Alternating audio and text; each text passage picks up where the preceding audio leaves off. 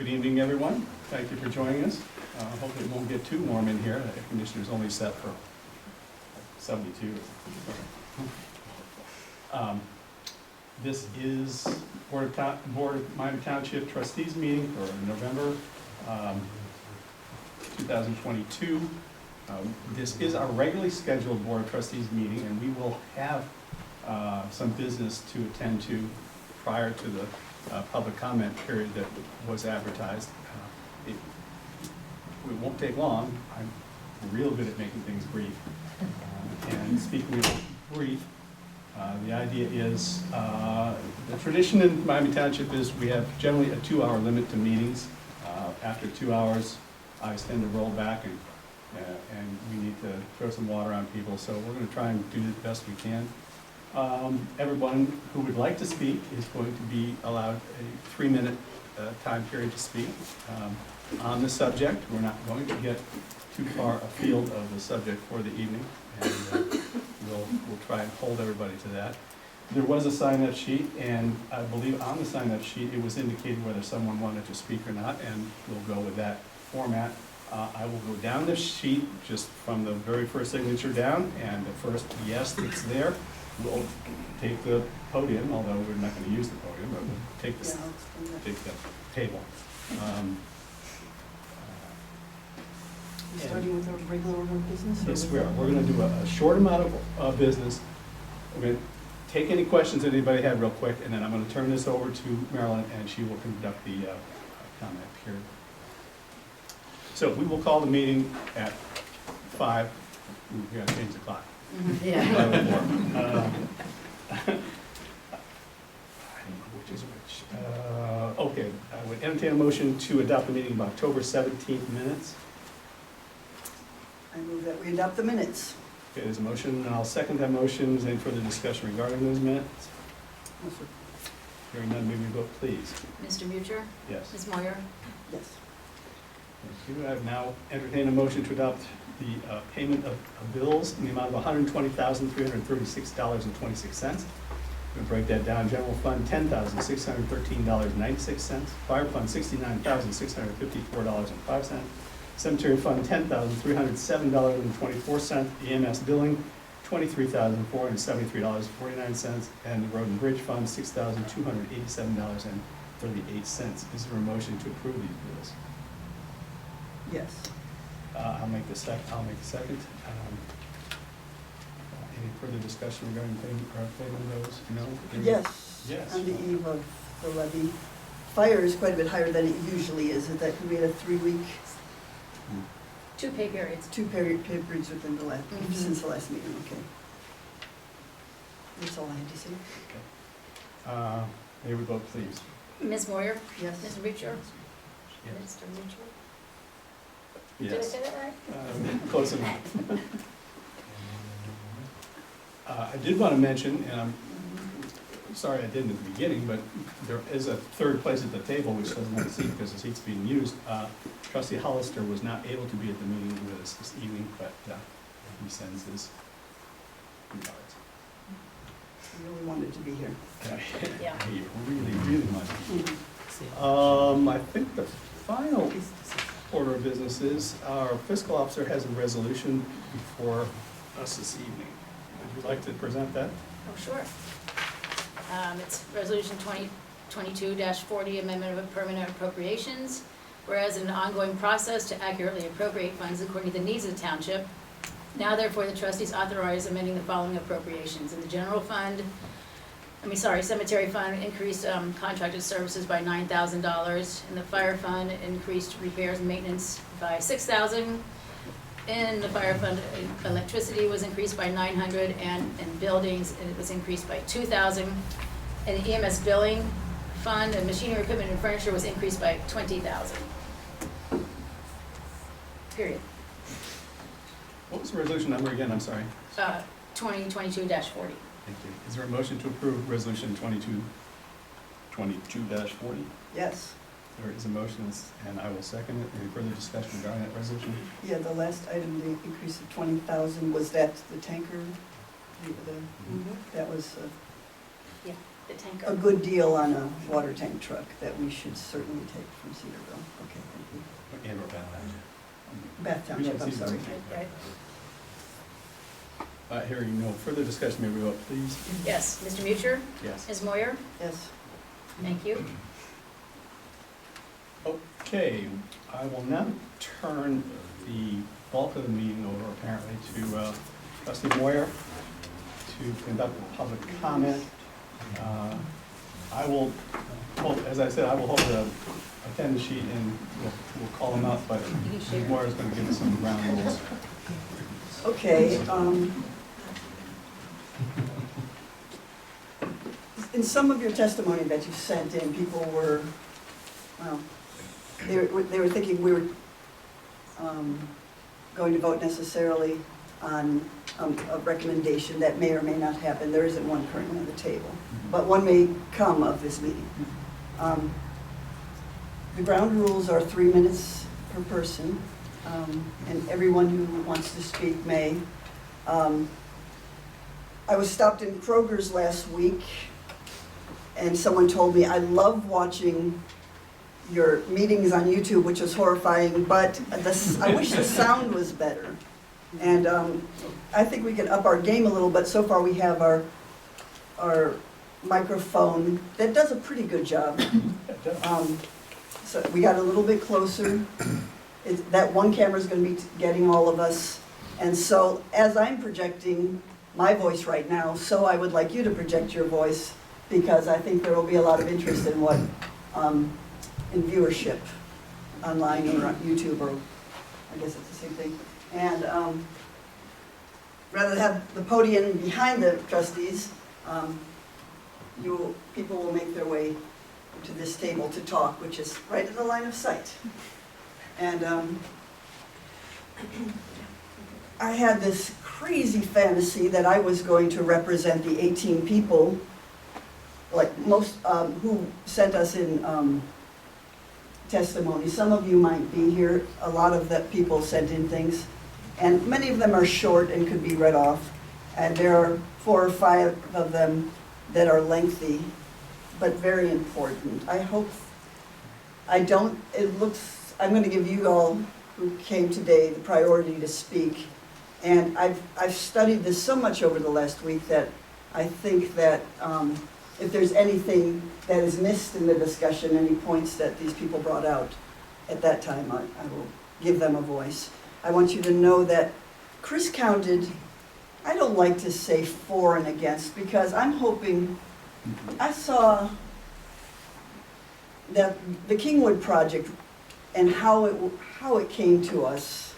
And if you can imagine being in a living and suddenly you find out that you're going to have this thing that's as big as Glen Helen happen around you, and it's from people who are from the East Coast, and you don't really know if their claims are good, and you don't really know what's going to happen or how it's going to proceed. That was, I think, really difficult for the residents who've been very organized and vocal about this, and I think it really got off to a bad start. As one person wrote to me, the Bob Brecka, who's very much involved in solar issues, said it works better if it arises from a community. So I think that first impact of who are these East Coasters buying up our farmland and telling us what we're going to do and changing my world really had an effect. Today is about the future, and if we're going to allow any other or recommend or plan for variations, perhaps smaller, perhaps differently cited, perhaps better accommodated as far as buffers and setbacks and other guidelines. Briefly, besides the Kingwood effect on this, we had a lot of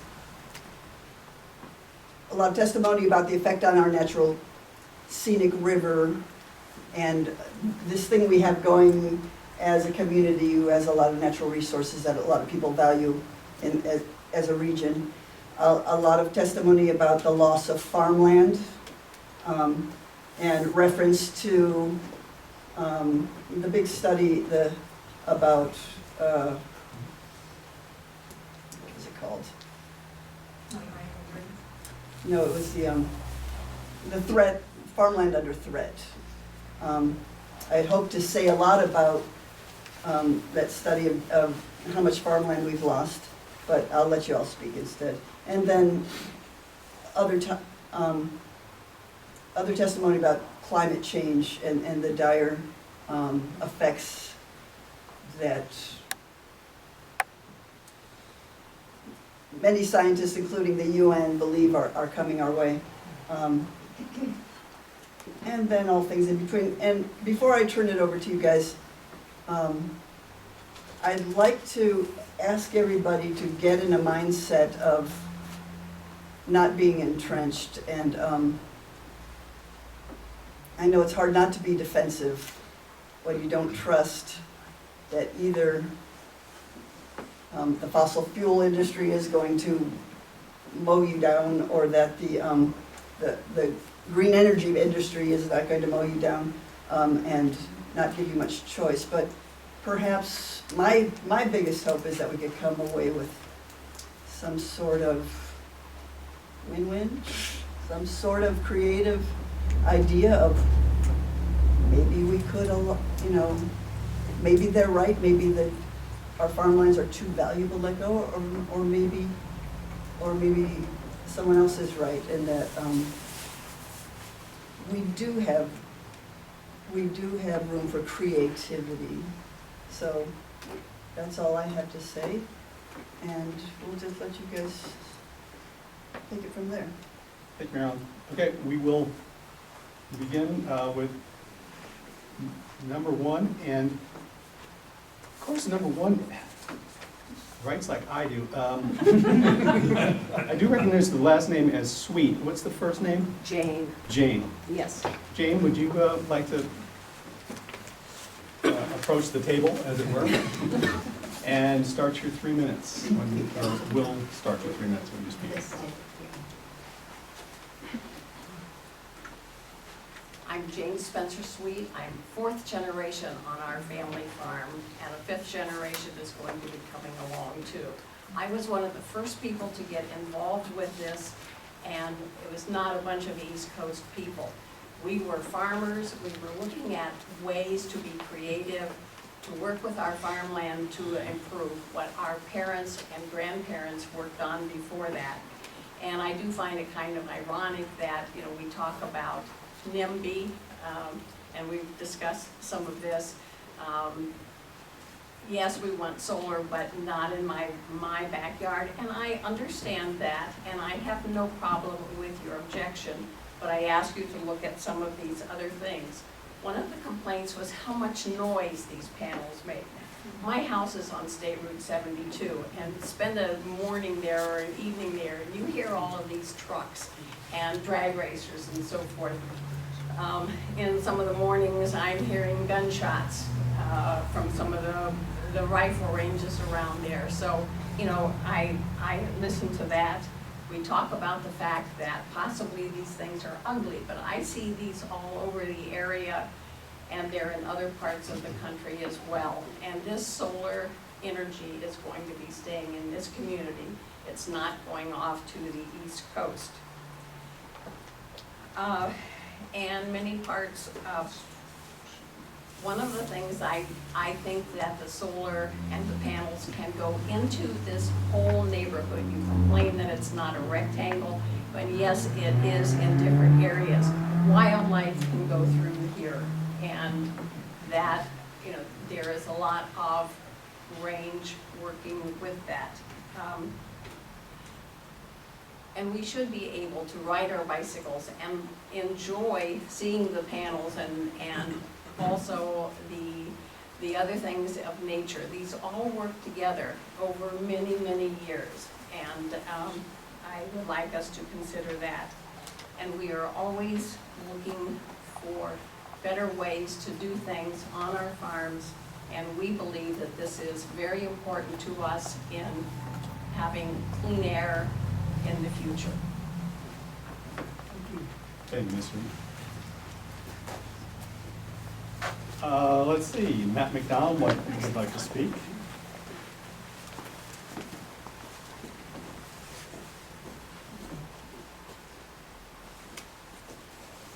Good evening, trustees Moyer, Boucher. Thank you for the opportunity to testify regarding the importance of keeping Miami Township and Greene County open to solar energy generation and development under recently enacted Senate Bill 52. I'm here on behalf of Vesper Energy Development, the sponsor behind the Kingwood Solar Project. We want to emphasize a few points that demonstrate that the Board of Miami Township Trustees should keep the township and county open to solar development generation. First, the economic development opportunity that these projects represent. Second, the property rights of your constituents. Third, because the county has the ability to reject projects on a project-by-project basis, such that there is no need to pass moratoriums foreclosing all future development opportunities. To hammer home on the economic development benefits, solar projects such as Kingwood Solar bring tremendous economic opportunities to local communities, especially rural communities, creating well-paying construction jobs and providing vital tax revenues for schools, infrastructure, emergency services, as well as dependable income for farm owners and landowners. For many farmers, this type of predictable and consistent revenue stream will provide long-term support and financial security for family farming businesses and ensure future generations will have the opportunity to return land to agricultural use after decommissioning of projects occurs.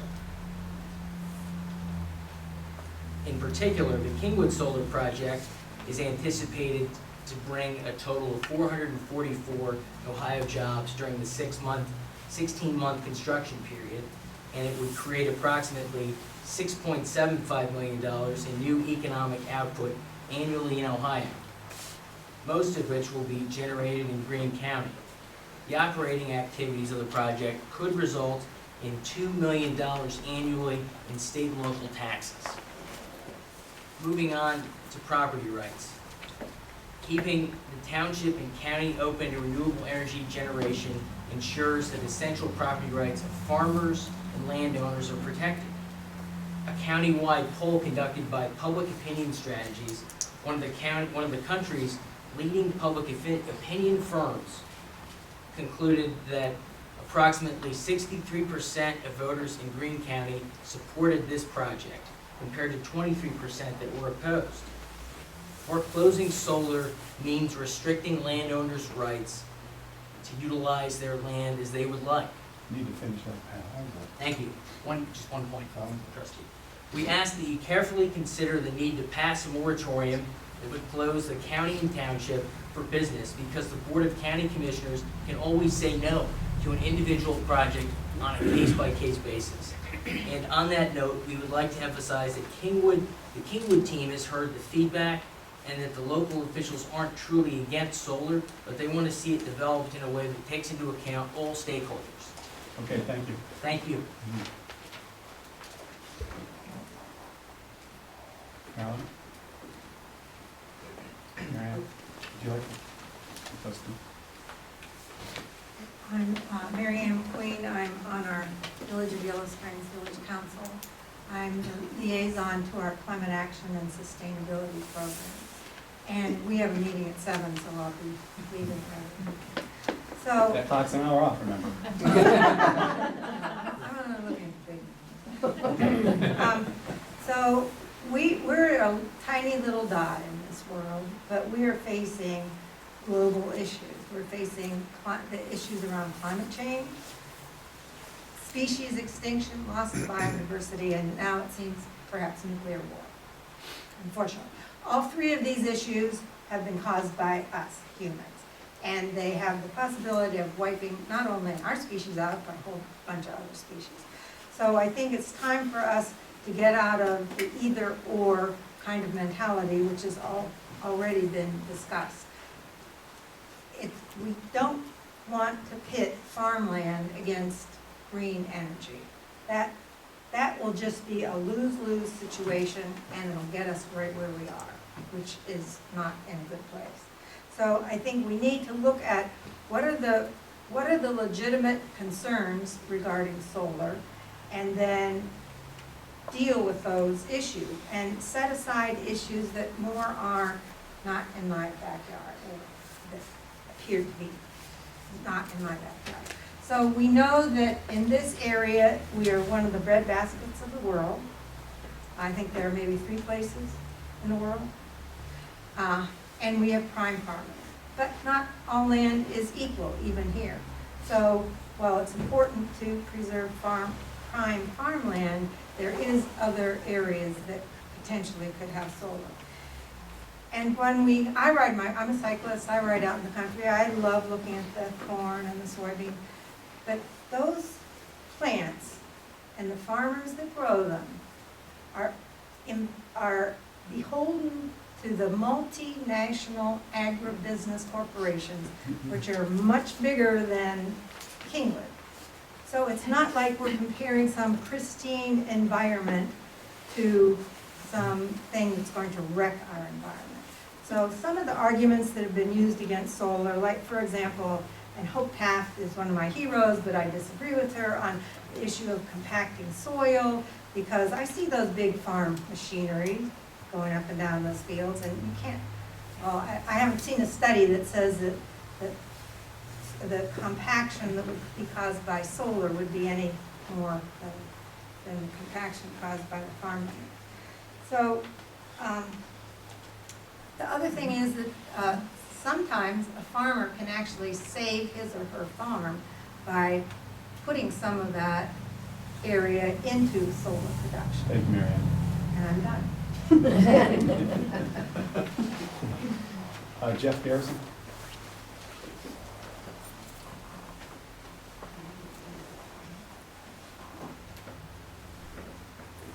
Yeah, my name's Jeff Garrison. I live on Larkins Road.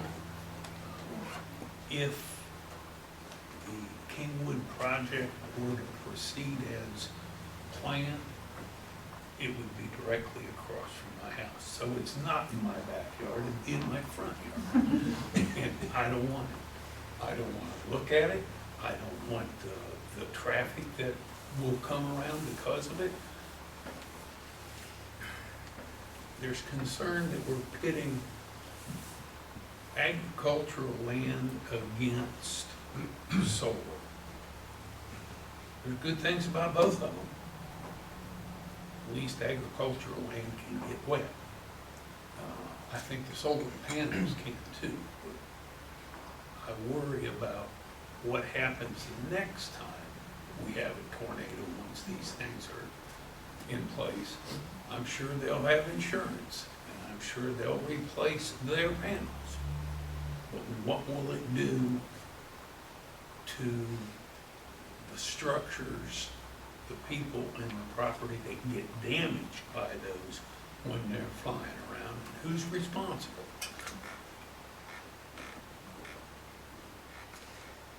I don't want to take away anybody's property rights. I understand that if it was my land, I would be tempted, but it's not, and I wasn't. So I just have to go from where I am now. And I don't trust Kingwood, I don't trust Vesper, nothing personal to the lawyer, but they did this for several years in secret before most of us found out anything about it. And then once the Ohio Power Siting Board staff came out with a recommendation not to approve the program, oh, now I get a letter in the mail saying, oh, we'd like to offer you $7,000 $7,500 to drop your opposition. I'm not bribable. That's about all I really have to say. Thanks, Thank Joe. you. Appreciate it. The Sontag family, I'm Tim Sontag with my wife Lynn. We live on East Hyde Road. I just came to voice my support for future large-scale solar renewable energy projects. I just feel that the urgency of climate change is sort of overrides other concerns that are sometimes based on aesthetics or just resistance to change, which I have sympathy for.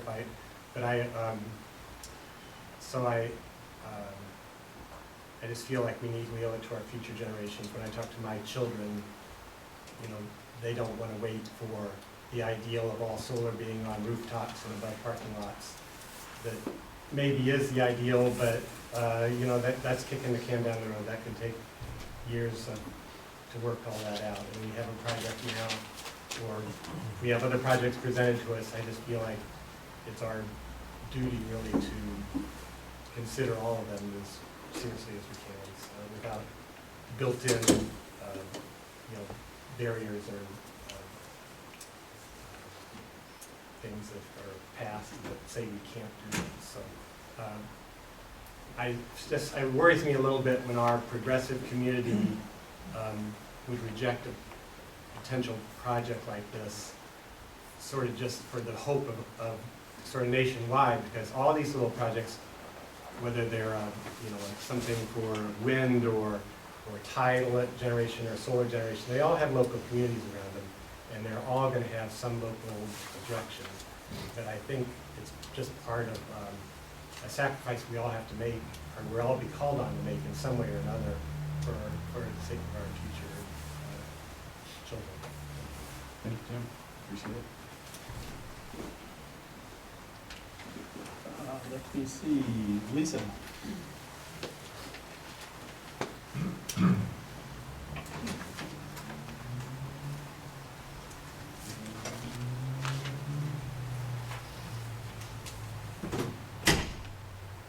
My name's Lisa Abel. I live on Winter Street in Yellow Springs. And I'm asking that the trustees not move forward to vote on a letter to the Greene County Commissioners to declare all future larger scale solar and wind projects off limits in our township. And I agree with the idea that we should slow this down a little bit, not just write this letter and take everything off the books. That these are complex questions and complex issues that require some digging in. So I think that, you know, some points around that, enabling landowners to lease renewable energy developers can help keep the local farms in our communities financially stable. And I think that, again, that's to that property rights concern.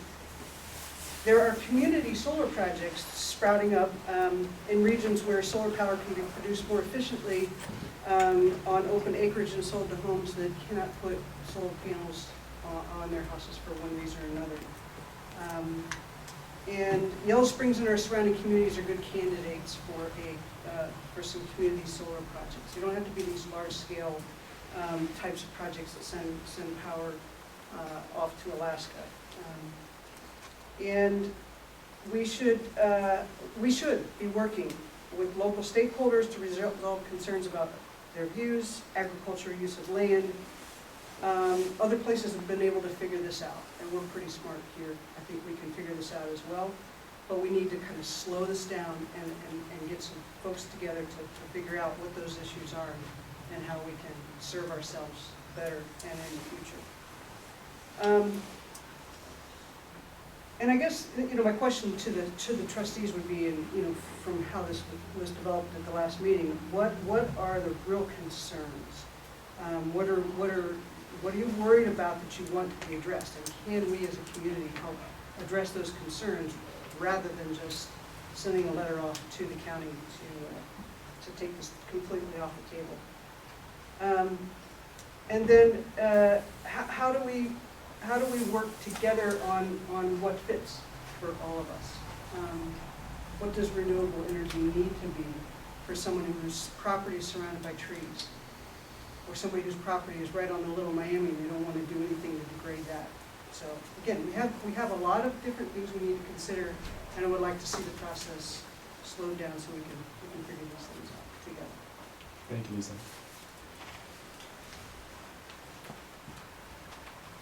Laura Skidmore?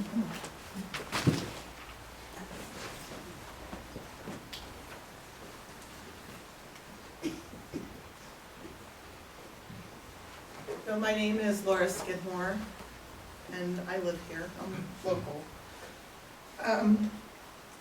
I wasn't going to read my letter because I sent my letter, but then I had second thoughts and thought it's important for me to stand up and be a voice here in public. So I'm going to read my letter. It should be under 3 minutes.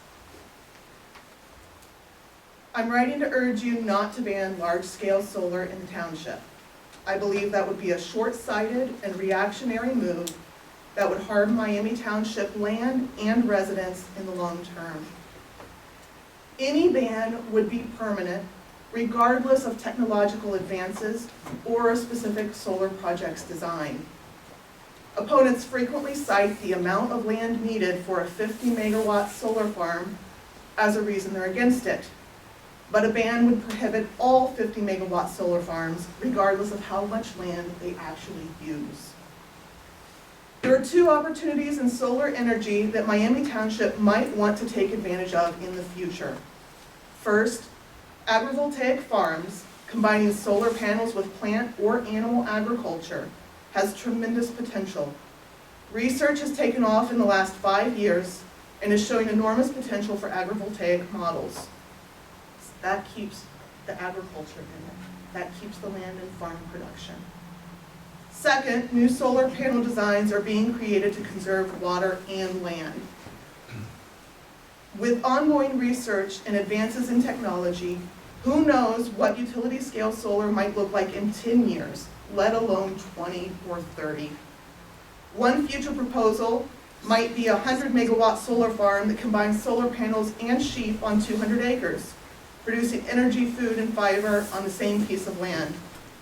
Another might use advances in solar panel efficiency and design to reduce the footprint of the 50-megawatt solar farm to just 50 acres, conserving land and water.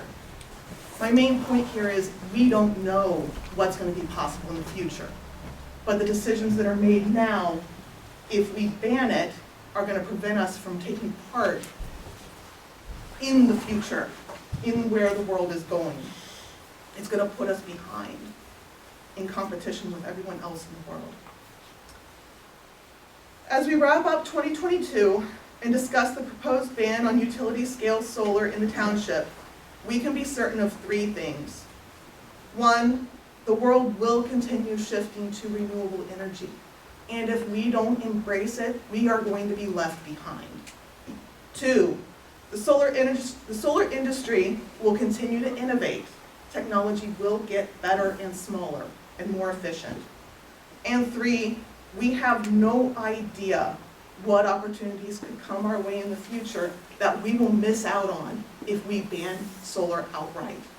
And let me be clear, utility scale solar. I know right now we're not talking about residential solar. A ban on large-scale solar projects would only hurt us by limiting our future options. It would close the door on cutting-edge farms and innovative solutions to our energy and climate crises. Thank you. Climate change is also the #1 threat, I'm sorry, not #1, one of the biggest threats to the Little Miami, according to the watershed. Let's see if we get this right. Marilyn Van Ness? Is that what it is? Sort of.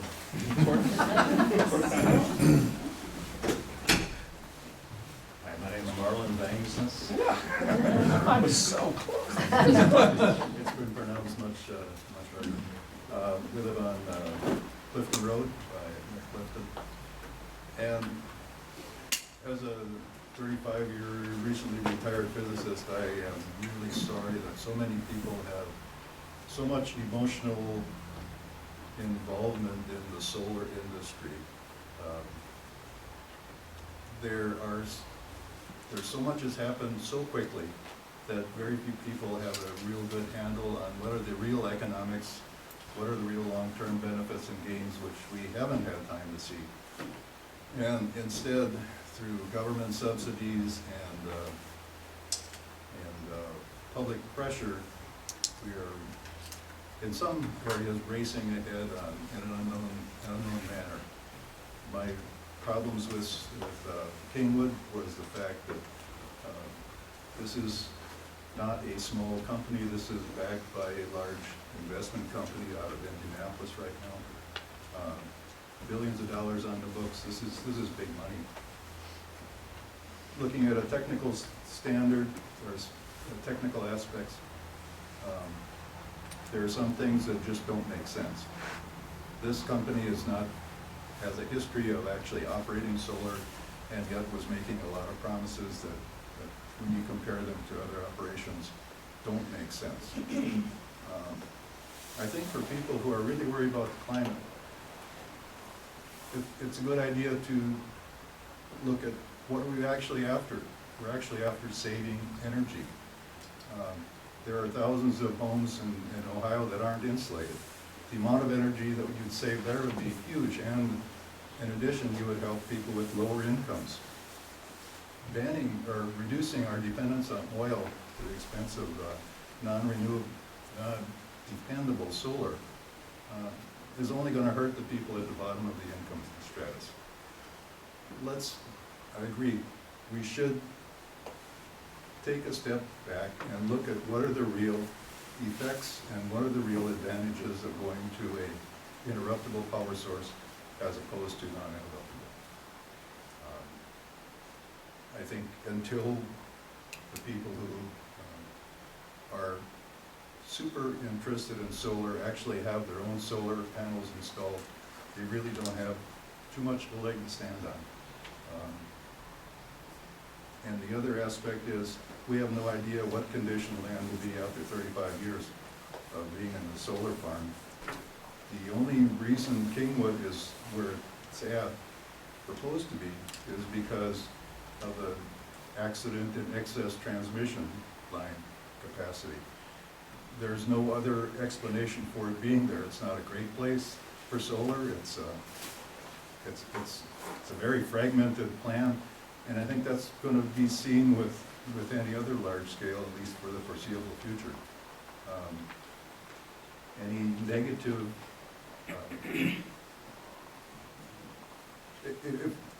if Miami County decides that it doesn't want large scale, I don't see why that has to be permanent. And the fact, nothing is written in stone anymore. Thank you, Norman.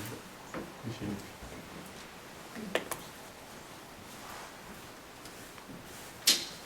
Bob? There's only one. Oh, is that right? Yeah. Bob Houston, I'm living at 370 Miami Township.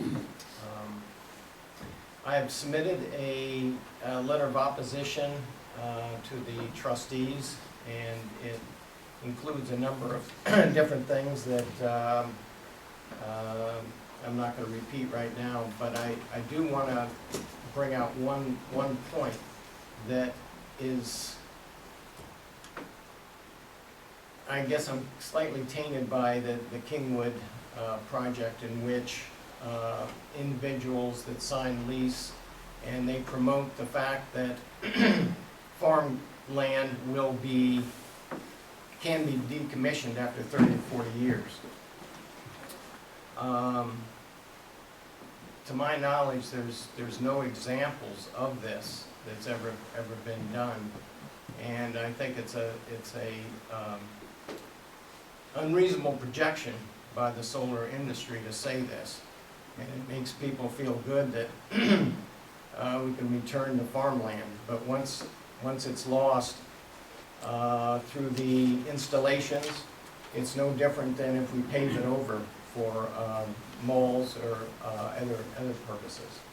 So I think it's a pipe dream, and I think that needs to be really considered when we give up this farmland. Thank you. Thank you, Bob. Appreciate it. Joe? There he is. Mr. Krychek, how's that? I'm Joe Krychek. I have property in Cedarville, Miami, and Xenia Township. I've been in this thing since the very beginning. It was offered to me to lease my land into it, and I rejected the offer, gave it a lot of thought, communicated with Lamar, talked to Mark, several people, Jane, Sweet, that signed up, and asked them reasons why they did what they did and stuff. And you hear this economic thing that it's going to help our family farm and all this stuff. There's not one person that's in farming in here that is broke, believe me. There's all this that's not true. But anyhow, what really frustrated me in the very beginning, Joe Jordan was the one that brought this in here from Texas. I had a conversation with Joe Jordan in the very beginning. He was the developer and get the thing off the ground floor. And what really turned me off with the whole thing is I said, well, how come you didn't come in the community just like we were talking about, and let's have a conversation, let's do it a little bit smaller scale, let's take advantage of Cedarville, Miami Township, Cedarville Township, and Xenia. Let's make one to take care of this whole thing. Let's form a co-op. Let's do all these things. And I said, why don't you consider that? He says, because we don't have to. That's what you call capitalism. I said, well, so you're not willing to work or talk to us and stuff. He said, I don't have to. So we go through Joe Jordan, we go through John Sonovan, we go through Daniel Brown, we went through, did I say Bill and Stickney? We're up to another one now. So we have like 5, 6 people in charge, managers of the project. We go from the owners in the very beginning to like we're on the 3rd or 4th owners of the company, and we don't know who's doing what. So you tell me, in today's world, if you have a problem, who are you going to go to? Why do you form LLCs? Isn't that Vesper an LLC? If we have a problem, we go to them and we have to have litigation or something. You would spend $20 million to try to figure out who you're going to get the resolve to the problems that you have. So I just don't, we have never been against solar from the very beginning. So get that out of the way. We have always said, let's do it just like the one lady here said. Let's put it in the places that will be tucked away. Give it to the farmers. Let them put 40 acres out. Let them get the grants and the subsidies and stuff instead of giving it to the billion-dollar companies. Why not give it to them and help them develop it in small co-ops and stuff, and they can sell the electricity and stuff, hook it into the lines. It's because the people at the top are chopping the legs out from the little people. They don't want that to take place because there's too much money that we're giving these companies to do all this stuff with. So it's just frustrating to me that they say that they're willing to work with us now, but in the very beginning, they didn't want anything to do with us. Until the project was rejected or recommended for denial from the OPSB board staff, now they're coming to us and say, hey, let's sit back down now and let's talk. Well, that's not the way it was at the beginning, because I asked several people and tried to sit down with people. I went to the Ohio Department of Agriculture and tried to talk to them. I went to Joe, we got to wrap this up. We've got the county, and we've tried all these things. So don't go on the basis that we have not tried to communicate, because that's not the way this whole thing is done down. Nicole Marvin? That's okay. Sorry, Jennifer. My name's Nicole Marvin. I live in Cedarville Township, and I'm here this evening in support of my neighbors. I am speaking on behalf of myself and not Citizens for Green Acres. Thank you, trustees, for taking the time to add this topic to the agenda and for your willingness to listen. The passage of Senate Bill 52 has raised the voice of rural Ohioans so we can now be heard better by the OPSB. It allows us to restrict areas of our townships, prohibiting the OPSB from accepting an application for a certificate to construct, operate, or maintain a utility facility in those areas, essentially protecting us from a repeat of the expensive and exhausting endeavor with Kingwood. It takes approximately 7 to 10 acres to produce 1 megawatt of electricity. The OPSB oversees solar projects that are 50 megawatts or greater. So the question becomes, does Miami Township have more than 350 acres available for these projects? Responsible sites to consider for utility-scale solar plants include rooftops, contaminated lands, or brownfields. I contacted Richard Zoff, Miami Township zoning inspector, to ask if Miami Township has 350 or more acres available for this use. They do not, that he knows of as of last week. Therefore, Miami Township should be restricted from these projects at this time. The simple truth is that steel and glass are not crops, and it is not good stewardship to cover arable land with them. Unfortunately, in the midst of wanting to save our planet, find clean energy options, and be green, people have been convinced that it is beneficial to cover ag land and solar panels and wind turbines. I won't take the time to read the ORC definition of agriculture, but let me assure you, solar panels and wind turbines are not included in it. One cannot grow steel or glass. American Farmland Trust 2020 Farms Under Threat report states that the U.S. is home to 10% of the planet's arable soils, the most of any country on Earth. Only 18% of the continental U.S. is nationally significant land. The NS Farmland designation was developed to identify the most productive, versatile, and resilient land for sustainable food and crop production. Said land is the most important land for long-term food security and environmental health. Miami Township has part of the country's 18% nationally significant land, a treasure. American Farmland Trust recently released their Farms Under Threat 2040 report. It states, without further policy intervention, 2.9 million acres of utility-scale solar are expected to be built between 2022 and 2040. However, the Biden administration has called for eliminating all fossil fuels from the electricity sector. Estimates of the amount of utility-scale solar needed to achieve this goal by 2040 range from 5 to 7 million acres. The report also states AFT projected that more than 80% of new solar built by 2040 will be sited on ag land. AFT modeling found that if standard modeling practices mirror historical patterns, 40% of new solar installations on ag land could go on nationally significant land. Thank you, Nicole. Appreciate it. Jennifer? You're up.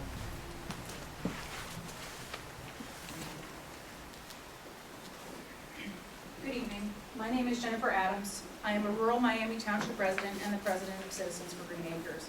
I'm speaking on behalf of myself today.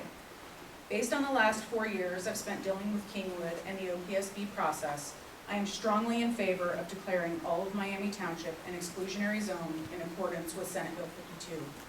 It's important to remember that SB 52 does not determine the future of all wind and solar in Miami Township. It only applies to utility-scale wind and solar projects that fall under the OPSB's jurisdiction. For solar, that means a facility of 50 megawatts or greater. Exclusionary zones established using SB 52 do not impact large-scale or community-scale solar projects, such as those in Yellow Springs and Cedarville, or residential solar. For me, this isn't a debate about whether utility-scale solar is right or wrong. It's about where in Ohio it should go and who is responsible for determining that. Unfortunately, Ohio did not establish a comprehensive plan for the responsible siting of utility-scale solar. Ohio has not considered what responsible siting looks like, what land is best suited for these sprawling industrial power plants, or what land should be protected from these facilities because it is better suited for agricultural activities. In the absence of a state-level plan, who's responsible for deciding this? SB 52 granted townships and counties the authority and responsibility to to determine whether utility-scale wind and solar are compatible with their existing and future land use plans. The agricultural land in Miami Township is the best farmland in the country, predominantly comprised of what the American Farmland Trust refers to as nationally significant farmland. Miami Township understands the value of our agricultural land, having already determined that it must be preserved and that it's not appropriate for the siting of industrial activities such as utility-scale solar. Our zoning and land use plans are clear. I'm simply asking Miami Township to ensure our existing plans are respected during the siting of utility-scale solar. Rural residents of Miami Township are not obligated to accept the burden of utility-scale solar. In fact, because Ohio has no plan to protect the state's most valuable land assets, we actually have an obligation to stand up and protect them ourselves. Kingwood Solar has taught us that local zoning and land use plans are essentially irrelevant in the OPSB process, and that it costs townships and residents dearly to participate in that process. There are those who claim SB 52 is simply a political ploy against solar. Let me assure you, for the hundreds of township residents who have been directly impacted by Kingwood, it's not about politics. For us, it's about protecting our rural communities from the threat of another utility-scale solar facility. We know the value of what we have here in Miami Township, and it's clear no one is going to protect it but us. We must take back the authority to determine what responsibly sited solar looks like in Miami Township. And it would be great, I agree, this is off topic, or not off topic, but outside of my plan.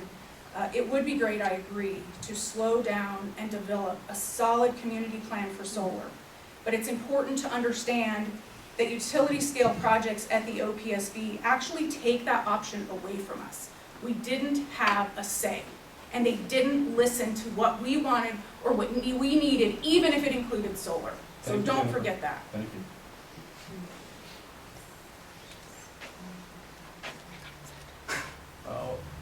Wilford Simon?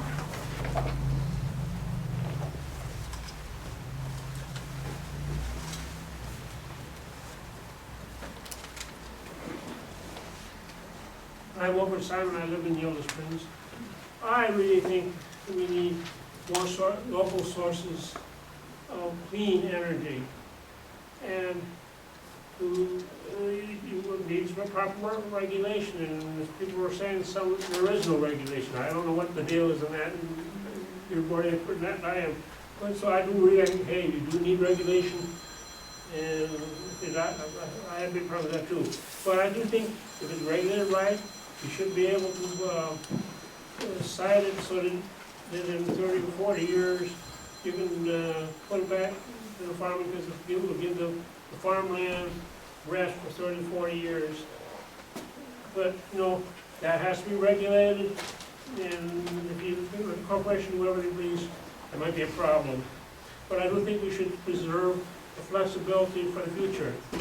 And it does allow for some farmers to have a reliable source of income. So I'm against any ban. Thank you. Sir?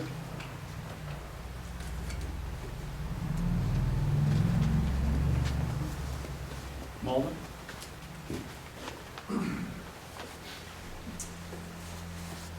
Hi, Chris. Hi, Mulder. Hi, Hi. Marilyn. Nice to meet you. Nice to meet you too. So my name is Malta Van Addison, and so I've lived in the Yellow Springs community for a long time, since 1969. And Lisa, I thought your letter to the township was terrific. We've known each other a long time. I really want to sort of address a process question. And I think there are options that that haven't perhaps been fully pursued to sort this out, so we can create a win-win for everybody. And, when I was struck by the language that it's off limits, it's sort of a draconian, door clangs down, and that's the end. So I think one of the great gifts of this community that we live in is that over the years, we have been able to collaborate, work together to find solutions that empower the majority. So it's really, my comments are really more directed towards the process than anything else. Thank you. Well, thank you, Yeah, appreciate you that. bet. Steve Adams?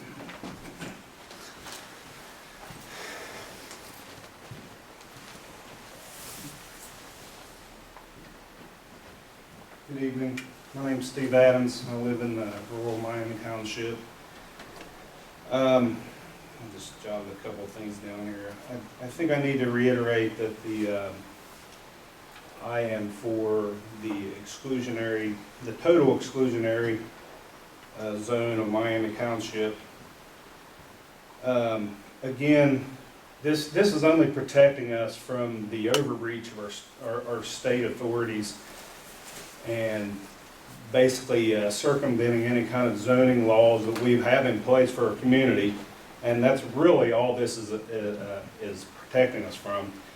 We still have the option to try to explore better usage, better technologies. We're all for that.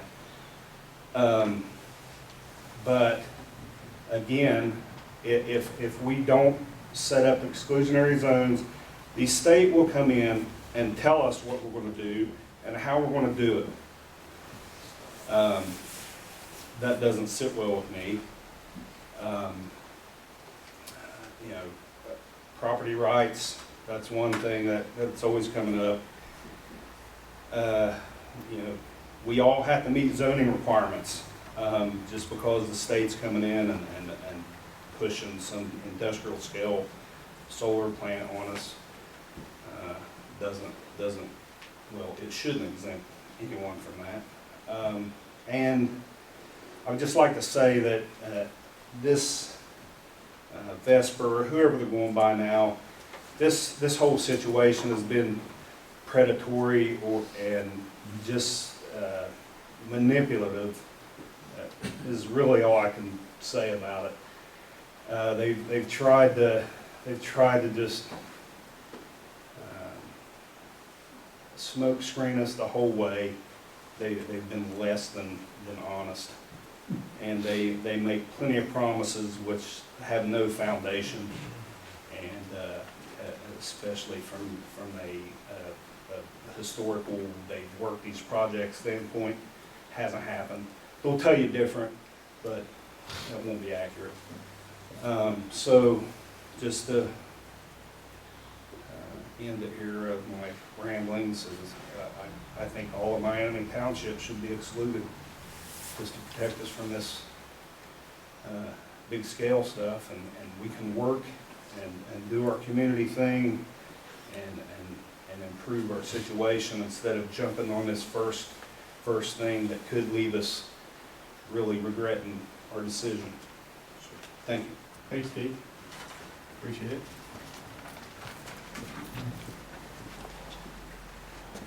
Well, let's see how the maybe comes out from Cheryl Cunningham. I think it's a yes. Well, let me mark that down. Yeah. Yes. Hi, everyone. My name is Cheryl Cunningham, and I live in Yellow Springs. And I think really what I just am going to do, I'm going to be brief and just echo the point that Lisa made.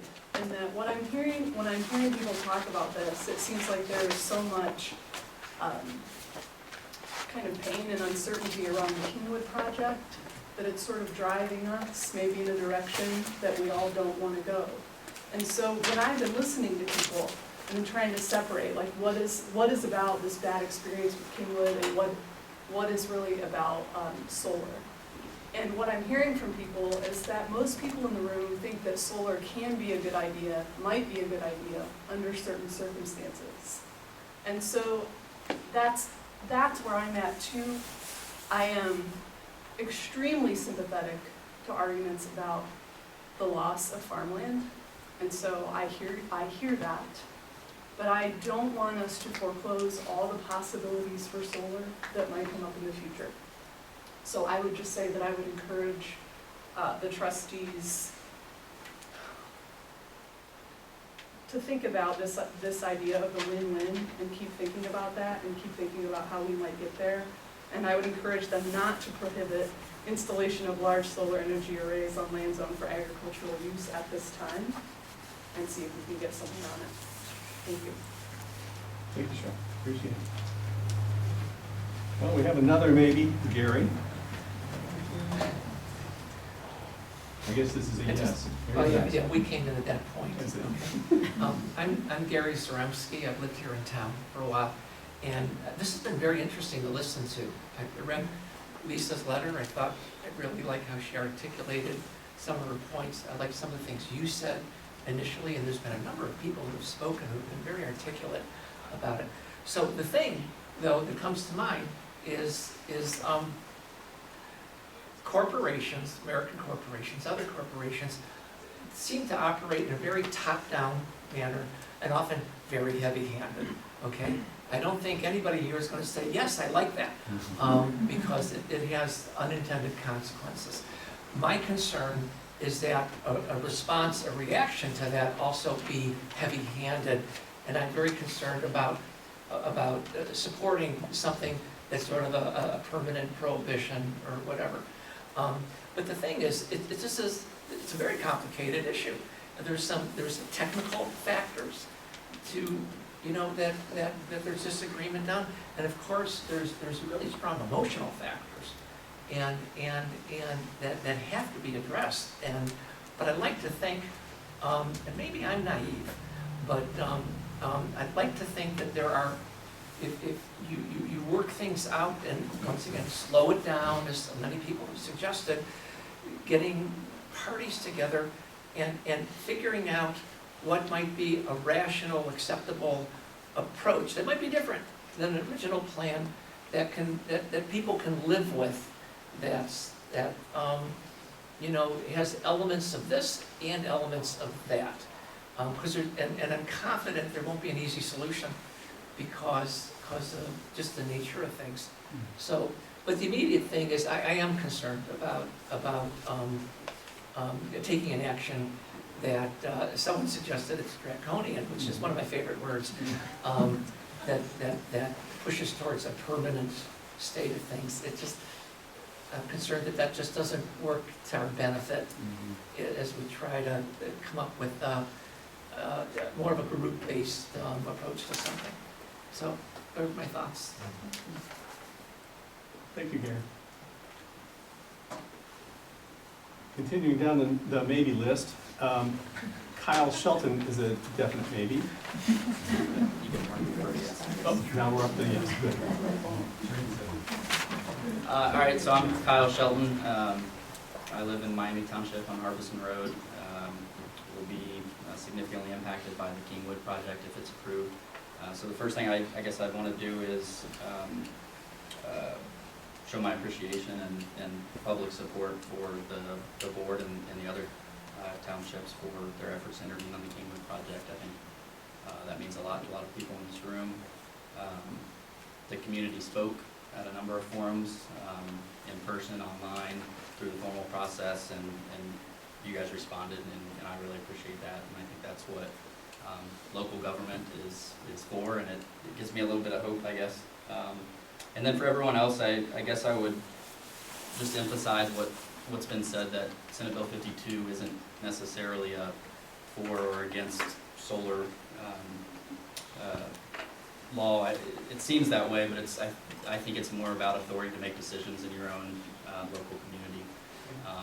For the same reason that everyone's in this room today, you obviously have a deep-rooted concern about something going on in your community. And I think we can all agree, if nothing else, we can agree that it's important to be able to speak your mind and provide your opinion on local issues. And that's not how we feel the OPSB process has been. I think you have an opportunity to speak your mind, but you feel pretty voiceless in that process.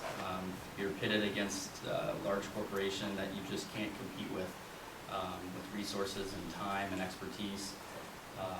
And I think Senate Bill 52 gives us the opportunity to take back some of that authority. And I feel like I have a hard time thinking that anybody opposed to this provision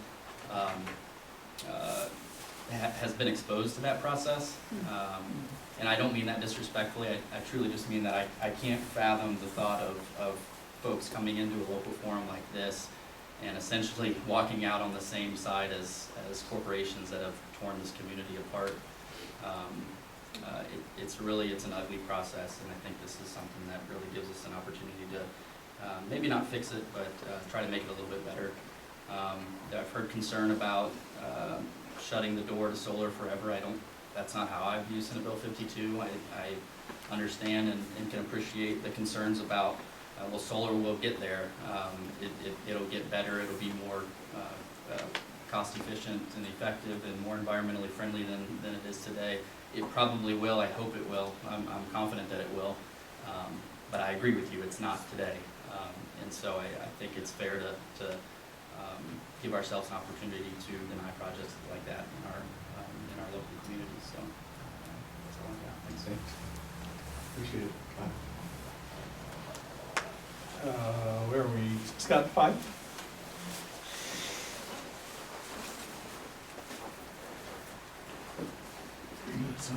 Okay. My name's Scott Fife. I live in Yellow Springs. I've been following this whole drama for a couple of years pretty closely, and I've always believed that people of good faith can disagree about solutions to public policy problems. I believe that compromise is the method by which we resolve those disagreements, and I also think that facts and reasons must be the essential tools that are needed to achieve that compromise. Now, with that said, I bet I'm not the only one in this room for whom my faith in those things has been shaken to the core in the last 5 years or so. Nevertheless, I'd like to share a few semi-random facts and a couple of opinions. So here go the facts. Climate change is real. It's not made up, it's not manufactured, it's not a plot of anybody, it's real. The science is not really questionable on that. We've heard a lot of talk about Senate Bill 52 tonight. Prior to October 2021, the public utility exemption meant that townships and counties had no zoning authority with regard to infrastructure of public utilities. The reason for that, historically, was that local regulations could and had interfered with the business of supplying electric utility services for Ohio residents, the vast majority of whom don't live in urban areas. Senate Bill 52, which, by the way, I must say, was brought to you by the same folks behind the $60 million First Energy bribery scandal, has been called the worst energy bill of the 21st century by a number of knowledgeable followers of the energy sector. I did not come here to talk about the Kingwood problem in particular, so I'll just skip over that and we'll go to a couple of things that I think are relevant here. Heard a lot of comments about the process of the OPSB. My observation of that process was essentially it became a popularity vote.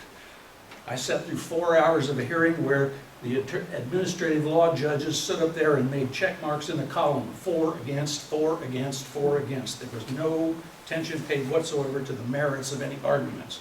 Heard some of the most ridiculous arguments I could imagine being put forth, but it was for or against. Here's another fact. Since July of 2021, the taxpayers of Miami Township have paid $17,112 in legal fees to fight the Kingwood solar project. That's most of our money, those sitting here. Here's another fact. And I say this with all due respect to the folks on the other side of the table from me. The Citizens for Green Acres folks have been incredibly well organized. They've done a really admirable job of fighting for what they believe in. And I believe that they believe in it. Scott, we're at the time. Okay, well, then I guess I will leave you with two opinions. If you think the loss of farmland is our biggest problem, take a drive over to Beaver Creek and look at what's going on over there. It's not solar fields, it's development. And finally, NIMBY is just not a policy. It's just not. Thank you very much. Gila, are you with us. Here she is. I'm Gila Pomeranz, a lifelong resident of Yellow Springs, born and raised here, but I actually now live on the very edge of Miami and Cedarville Township on the Miami Township side. Don't slip over that side now. I'm not, yeah, I don't, I go around. Okay. I'm lucky that it's not in my backyard because I have a farm in my backyard that is opposed to it.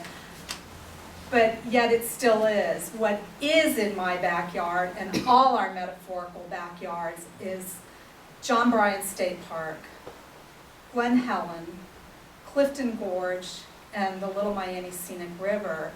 And I think our township is unique in those natural treasures, and we have an obligation to err on the side of protecting them by keeping out large-scale, utility-scale, industrial-scale solar.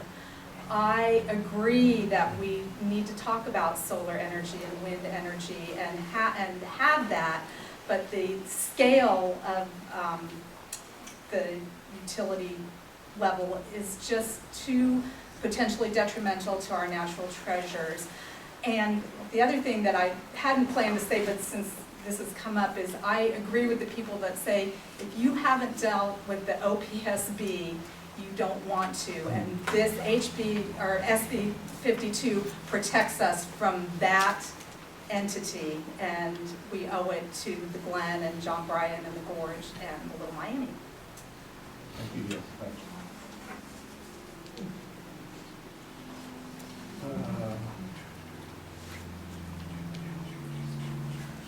Stuart, did you want to speak or not? Yeah, I think of that. Because I've heard some discrepancies to... Good evening, my name is Stuart Young. I've had a Yellow Springs address my entire life. I'm now on this side of the county line, and my wife and I live on East Enon Road. I spent 10 years as the Attorney General's appointee to the Ohio Consumer Council Board of Directors.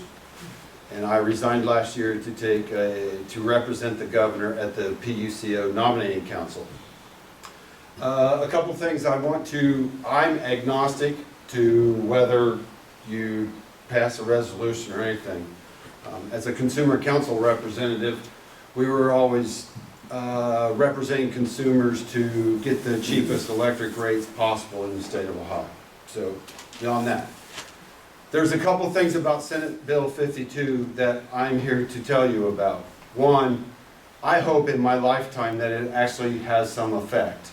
Right now it has zero effect because the way the certificates are given by FERC and PJM, there were 76 certificates issued prior to Senate Bill 52. Like all other bills that you read about in the newspaper, the details are usually on page 78 of an 80-page bill. Senate Bill 52 has no effect on Kingwood because the certificates had already been issued. So Senate Bill 52 really doesn't take effect until new certificates are issued. 2 months ago, PJM announced that instead of 36 months to get a certificate for connectivity, it's now going to be 60. Because they've gotten swamped with so much throughout the 13-state region. Okay, so enough of that. The bill you want to start watching is House Bill 450, introduced in the spring and is now in committee. And I can tell you that the Senate hasn't even touched it yet. But it deals with community solar projects. What is a community solar project? 49.9 megawatts or less. Okay? Farm Bureau says it usually takes 300 to 312. Your numbers were about spot on. That you said 7 to 10 acres. That's about right. 300 to 320 acres to have a community solar project. It's the Wild West out there on community solar projects because there are no rules. And so that's a bill that you want to watch here once we get past the election, if they do anything with it, lame duck, or then start in it with the next session. So, to me, as whether it's an 1,100 acre or 300 acres, if you're sitting, who said it was in their front yard? Who said that? You did. You said it was in your front yard. Whether it's 300 acres or 1,100 acres, if it's in your front yard, it's in your front yard. So that's a bill that I think everyone should keep an eye on as it starts to make its way through our legislature. What is the billing to do? It's going to help regulate small community solar projects. And like I said, the language is new, it's just in committee, so it's going to change and go back and forth. But That's time, Stuart. Yep. Quickly. There you go. All right, thank you. You've had it. The next speaker, I wish I could read the name. Let me see if I can find out whoever signed in right before Bill McCuddy. It's your turn. Anybody? What number was that? It was number 33. Is it a Sam? Tom? Maybe a Tom. Tom Markley? There you go. Okay. Don't hide there, Tom. I'm Tom Markley. I live in Miami Township. I'm not a public speaker, but I want to try and make some points. I'm for the project.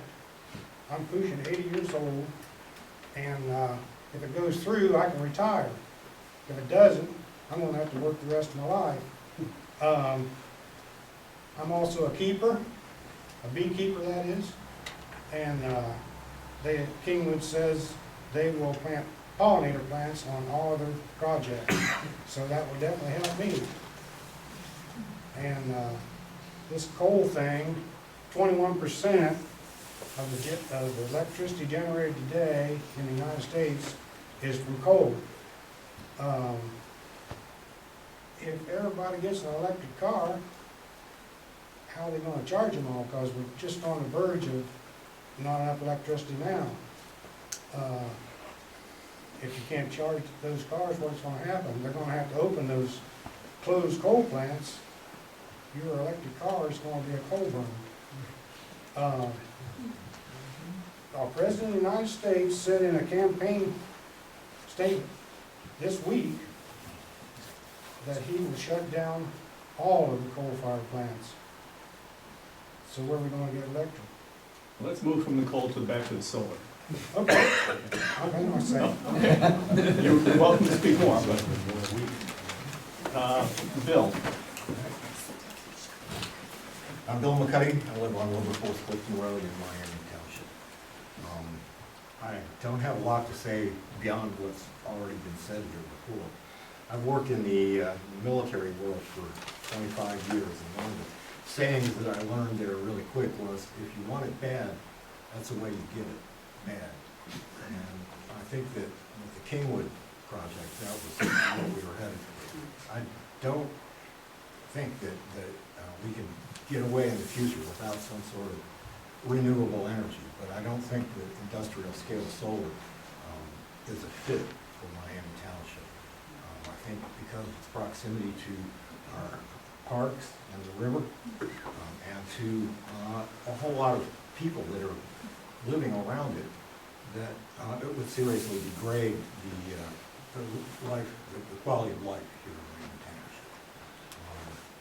You know, I look around and see, where would be a good place for industrial scale solar. And I look over to the CMAX plant, the big cement plant over there that's right now munching agricultural land and leaving a brownfield. And the only reason that one wouldn't want to put one there is because maybe the power lines aren't there right now. But to me, that's an obvious fit. We've got a huge brownfield. It's really big. And it would accommodate any kind of a solar project. That's really all I have to say. Thank you, Bill. Appreciate it. I'm now going to go back to the beginning. Is there anyone who signed the sign-up sheet who did not speak, who changed their mind and would like to speak at this time? You want more speakers? I didn't even see the list, so I didn't even get an opportunity. You didn't sign up, you didn't speak. Okay.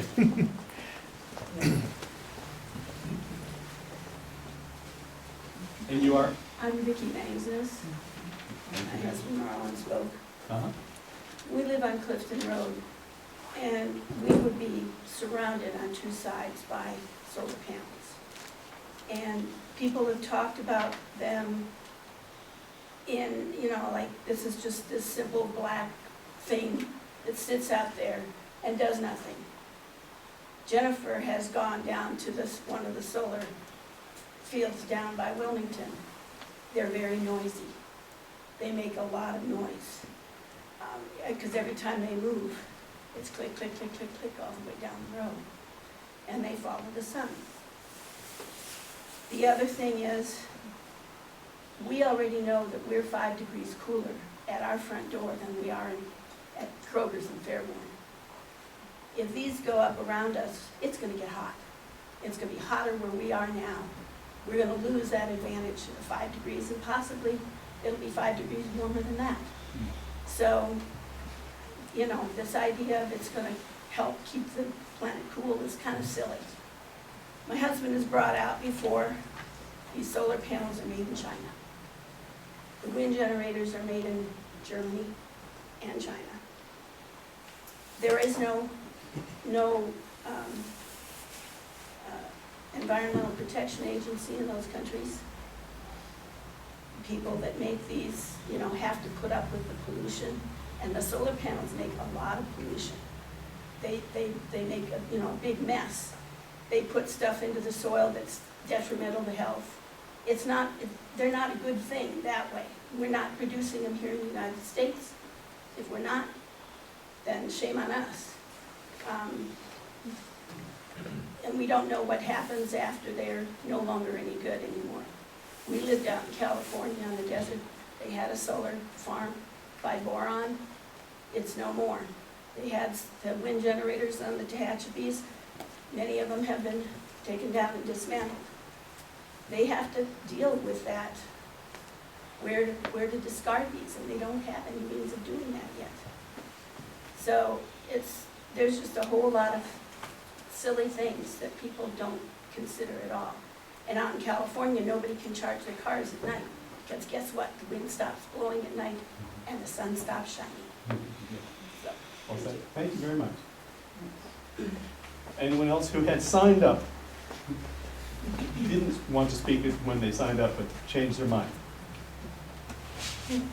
Okay. Anyone who came in late or did not sign the sheet, who would like to speak? Yes, sir. Okay. Your name? I'm Jerry Wyant. I live on Harbison Road. But one of the things I want to, it's kind of a little bit what people have been saying up to this point, is I think we need a plan of what we're going forward and doing.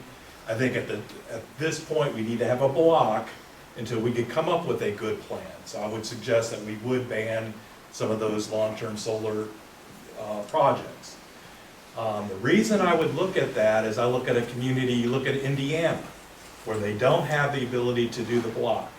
People may not be aware of right now, but Indiana has a 12,000 square foot, or acre, sorry, 12,000 acre solar farm. It's one of the largest that is operational.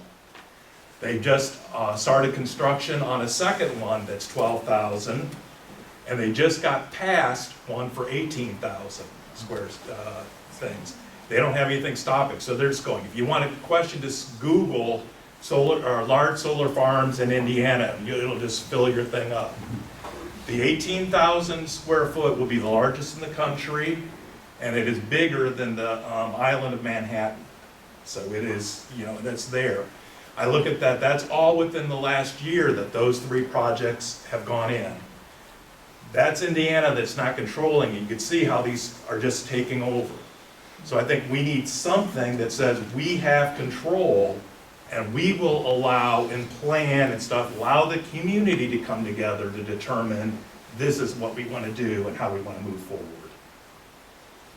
Thank you, Jerry. Appreciate it. Anyone else who didn't sign up who would like to speak?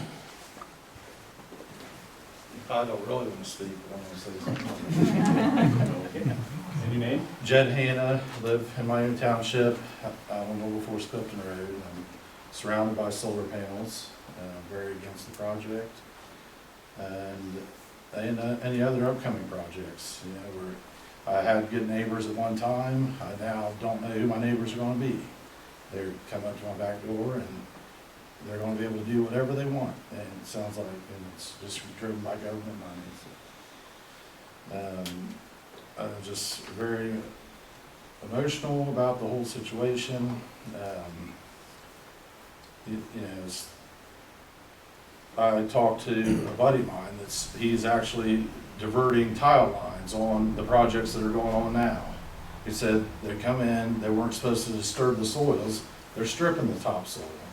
They're doing whatever they want. It's a huge mess. You know, it's big corporations, and we just need to have some say in what's going down here. So, help us, please. Thank you, Judge, appreciate it. Anyone else? Mr. Chair, can I add something to what he just said? Let me quickly ask if there's anyone who Yeah. has not. Yeah. Oh, okay, please, just hold on a second. My name is Bob Wahlberg. I have land on Harbison Road that would be surrounded by the solar project. I'm against the project. I think when you look at the John Bryan, Clifton Roads and all those things in this area, that industrial utilities of any kind are really not a good fit, probably. I don't think anybody's against solar here, or for solar, really. But I think putting it in places that are brownfields or along the interstate where people don't want to live, makes sense.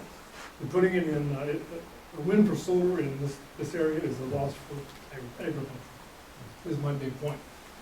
And if you get $1,000 an acre rent, you should be getting, if you're gonna convert your land to industrial land, you should be getting orders of magnitude more dollars than that. It's not a fair deal to convert your land from ag to solar under this scenario.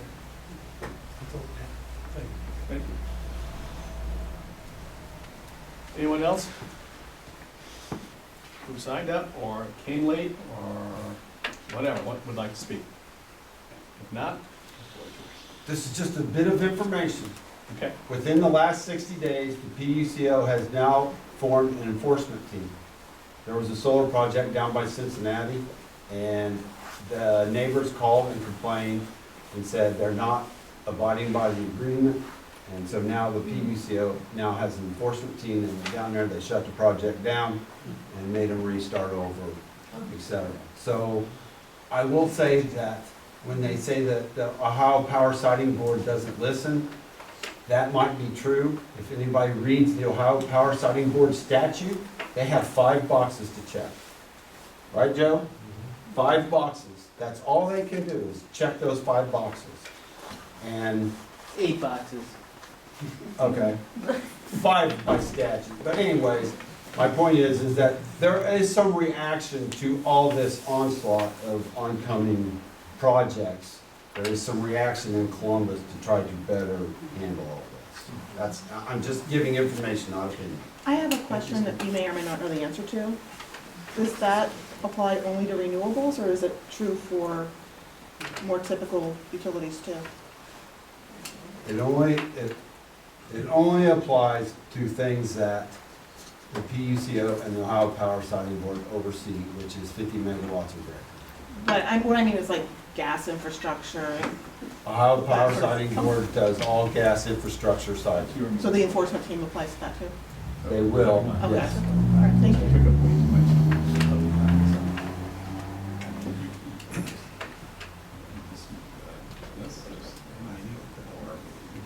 I have a question for you guys, if I could ask it. My understanding is that those are the ones who actually act on it. You guys and put in place the ban, right? Correct. I don't know what to call it. So that proposal, a letter in 10 years, we wanted the commissioners to revoke it. The commissioners would be the ones who actually have to do that. We don't actually have control over that. Is that right? That's my understanding. I don't know what the process is for them to revoke it at any time in the future. Obviously, it can't be irrevocable, but whether it's just done by a new set of commissioners, I don't know. Right, so that's Stuart, just do you a know that? concern I have. I'm sorry? Do you know that, how it's revoked? No. Okay. Laura, I don't know. Because we have talked about having local control over it by putting this ban in place, but really it's not us. It's the commissioners who That's correct. decide. And if they don't want to revoke it, it doesn't matter what we want to do. That's right. That's correct. Yeah, there's. I think that's really important to. But the ban to think is on about. greater than 50 megawatts, not less than. Right. Unless that's what you're saying about the other bill. I think your bigger problem down the road is gonna be your 300 and under, And or I- 49.9 and under. Honestly, I didn't understand what you were saying about that. Are you saying that they're, what were you saying about the 50 and under? 50 megawatts and over is Industrial. industrial solar that OPSB sites.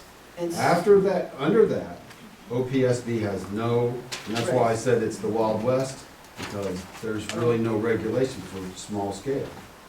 But was somebody mentioning a bill coming up that may House affect? Bill 450 is, they're just working on it. And you can And pull they it would up. take, they would take local control away from even small scale? I don't know that, Okay, okay? okay. It's still in committee, so it's not even worth reading yet, but it's worth watching.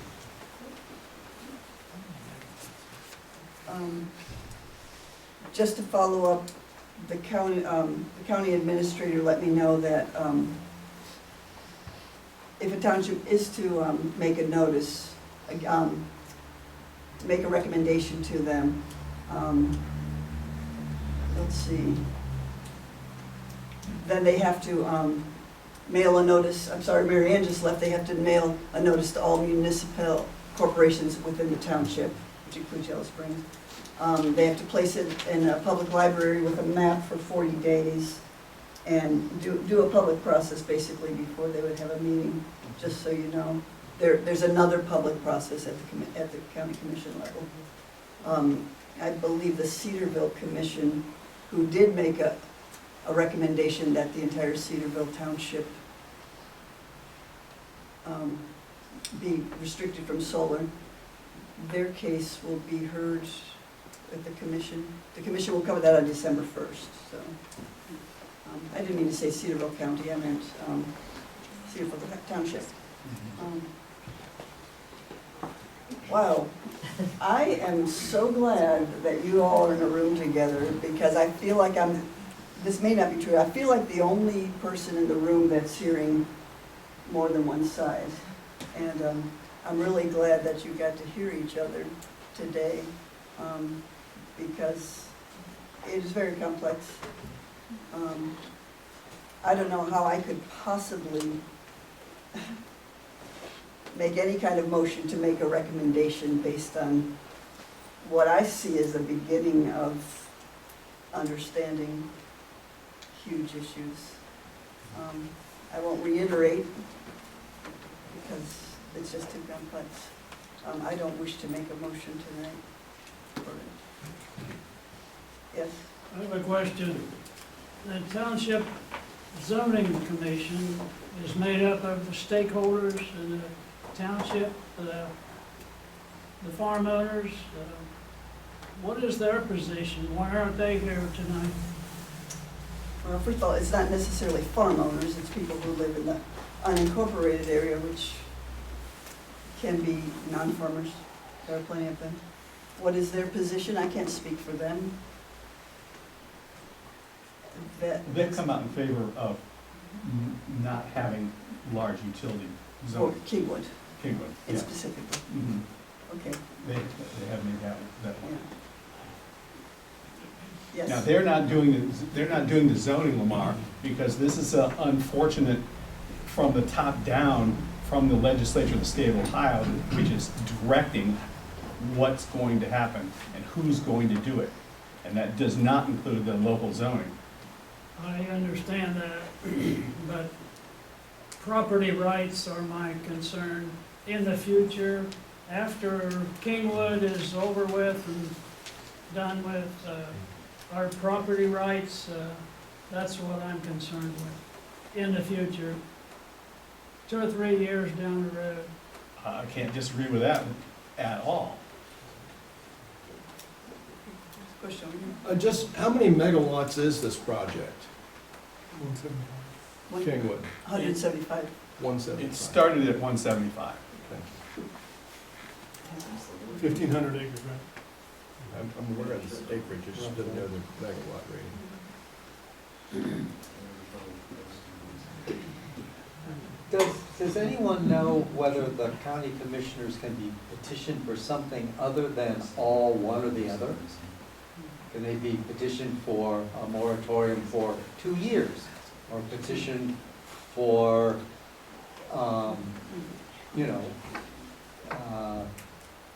something other than a flat-out ban? I think that goes back to the question of how can they reverse their Okay, well, it's similar to that. decision on, putting it up under. It doesn't have to be all or nothing, they can simply recommend this area is off limits. That doesn't have to be the whole township. Yeah, like I know that the people who didn't get to speak, was of the Little Miami Watershed Network. And they were particularly concerned about the farms along Clifton Road affecting the Little Miami. So, for example, we could recommend that, just as an example, that's too delicate an area. So it's not all or nothing, is what I'm trying to say. That's what I wanted to make clear. But I don't know time periods, I don't know, I guess we'd have to study Senate Bill 52.